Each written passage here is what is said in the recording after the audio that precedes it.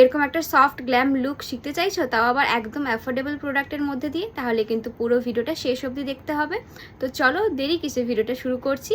আর হ্যাঁ, প্রতিটা প্রোডাক্ট আমি কিন্তু শো করে দিয়েছি, তবুও যাদের কোনো অসুবিধা হবে তারা অবশ্যই কমেন্ট করে বলতে পারো, আমি সবাইকে উত্তর দিয়ে দেবো। তো হ্যালো এভরিওয়ান, আমি অর্পিতা, আর আমার ফেসবুক পেজ থেকে যারা যারা দেখছো তাদেরকে অসংখ্য ওয়েলকাম আমার ফেসবুক ভিডিওতে। তো চলো তোমাদের সাথে খুবই অ্যাফোর্ডেবল প্রোডাক্টের মধ্যে আজকে টিউটোরিয়ালটা শেয়ার করব। তো চলো শুরু করা যাক। প্রথমে আমি কি ইউজ করছি, প্রথমে এই দেখো, এটা একটা টিউলিপসের ওয়েট ওয়াইপস আছে। তো এইটা দিয়ে পুরো ফুল ফেসটাকে ক্লিন করছি।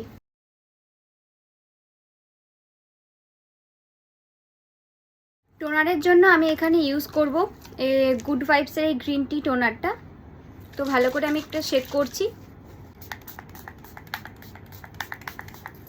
ভালো করে কিন্তু আমি ফেসের মধ্যে এটাকে ড্রাই করে শুকিয়ে তারপর আমি এখানে ইউজ করব এই পন্ডসের লাইট জেল ময়শ্চারাইজারটা।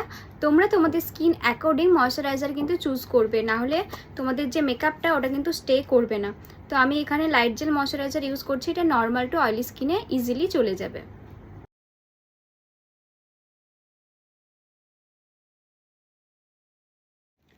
তারপর আমি এখানে প্রাইমার ইউজ করছি। প্রাইমারটা দেখো খুবই একটা লোকাল প্রাইমার, এই প্রাইমারটা আমি ইউজ করছি, যার প্রাইস খুবই কম।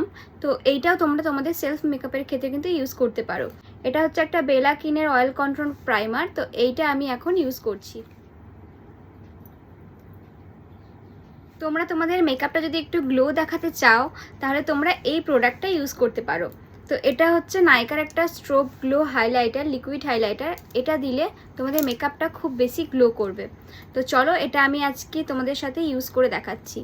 তো যেখানে যেখানে আমাদের হাইলাইটিং পয়েন্ট আছে সেগুলোতে আমি লাগিয়ে দিচ্ছি।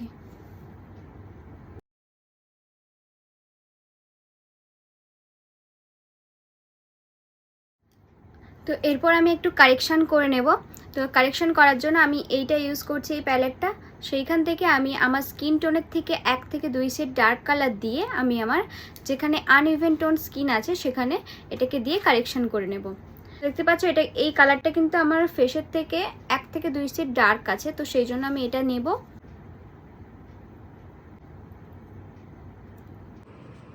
আমি হাত দিয়ে করছি কারণ এর ফলে কিন্তু আমার যে প্রোডাক্ট খুব কম ইউজ হবে, মানে লাগবে খুব কম। আর স্কিনের মধ্যে যতটা পরিমাণে কম লেয়ারের প্রোডাক্ট আমরা দেবো তত কিন্তু আমাদের মেকআপটা অনেকক্ষণ বেশি লং লাস্টিং হবে। খুব বেশি এক গাদা প্রোডাক্ট দিয়ে দিলে আমাদের মুখের মধ্যে অনেক অতিরিক্ত লেয়ার হয়ে যাবে, যার ফলে মেকআপটা কেকি হয়ে যাবে, যার ফলে ক্রিজ চলে আসবে আর বেশিক্ষণ স্টে করবে না। বিউটি ব্লেন্ডার দিয়ে শুধুমাত্র যেই সব জায়গাগুলো কারেকশন আমি করেছি সেই জায়গাতেই আমি ব্লেন্ড করে বসিয়ে দেবো। কারেকশন তো আমার পুরোপুরি কমপ্লিট হয়ে গেছে, তোমরা দেখতেই পাচ্ছ। এখন আমার স্কিনে আর কোনো রকম কোনো আনইভেন কালার নেই। তো চলো এরপর আমি এখন ফাউন্ডেশন অ্যাপ্লাই করব। ফাউন্ডেশনের জন্য তোমাদের সবার পরিচিত বা তোমরা অনেকেই জানো, তো এই ফাউন্ডেশনটা আমি আজকে ইউজ করছি। সেটা হচ্ছে এই মেবলিনের সুপার স্টে 24 আওয়ার্স ফাউন্ডেশন। তো এইটার আমার কাছে দুটো শেড আছে, এই দুটোকে মিশিয়ে আমি আমার স্কিন টোন অ্যাকর্ডিং কালার বের করে ফাউন্ডেশনটা অ্যাপ্লাই করব। তো চলো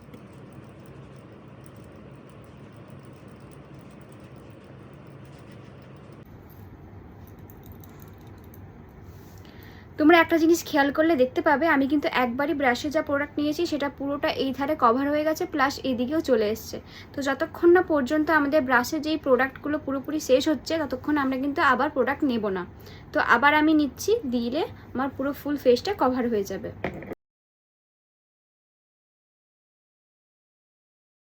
একটা কনসিলার অ্যাপ্লাই করছি, এটা হচ্ছে একটা সুইস বিউটির কনসিলার। এটা রিজনেবলের মধ্যে খুবই খুব ভালো একটা কনসিলার। তো এই কনসিলারটা দিয়ে আমি আমার হাইলাইটিং জোনগুলোতে হাইলাইট করছি।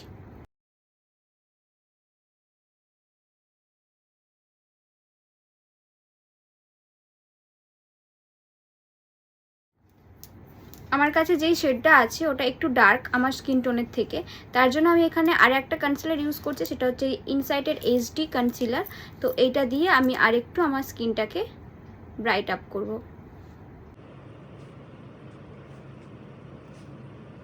আর এই কনসিলারটা কিন্তু খুব তাড়াতাড়ি ড্রাই হয়ে যায়, তার জন্য খুব তাড়াতাড়ি করে ব্লেন্ড করতে হবে, না হলে এক জায়গায় প্রোডাক্ট বসে যাবে।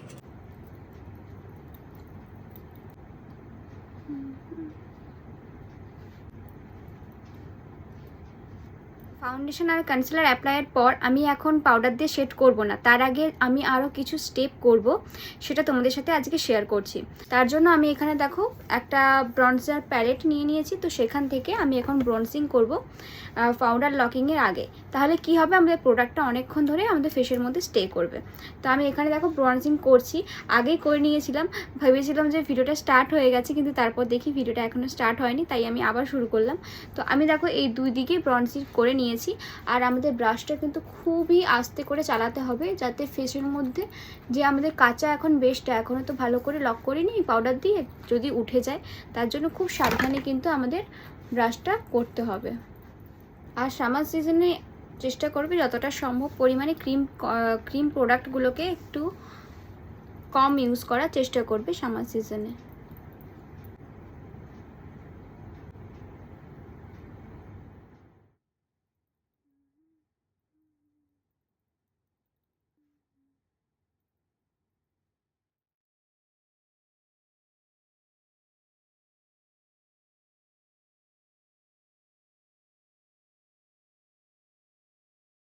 এরপর করব আমি ফুল ফেসটাকে বেক করব, মানে পুরো ফুল ফেসটাকে ট্রান্সলেশন পাউডার দিয়ে শেড করব।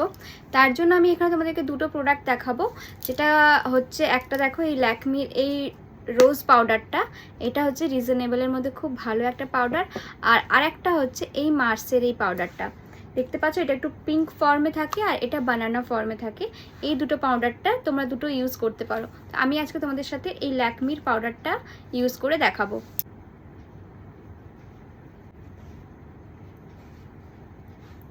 কারা এই পাউডারটা ইউজ করেছো অবশ্যই কিন্তু কমেন্ট করে জানিও।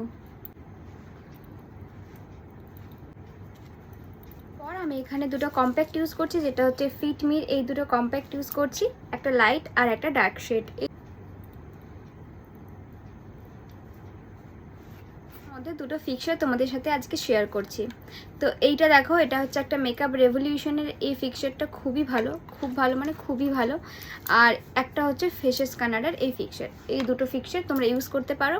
তো চলো আজকে আমি মেকআপ রেভলিউশনের এই ফিক্সারটা ইউজ করছি।